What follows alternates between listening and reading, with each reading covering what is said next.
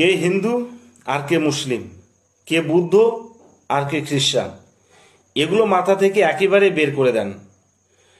শুধুমাত্র ধর্মীয় প্রতিহিংসায় এত রক্ত, এত লাশ, এত কান্না, এত বীভৎসতা যুগ যুগ ধরে চোখে আঙ্গুল দিয়ে দেখিয়েছে ইতিহাস সাক্ষী। ভাই, সবার আগে ভাবুন, আমরা মানুষ, সব মানুষ একই সৃষ্টিকর্তার সৃষ্টি, আর সৃষ্টির মধ্যে মানুষ সর্বশ্রেষ্ঠ।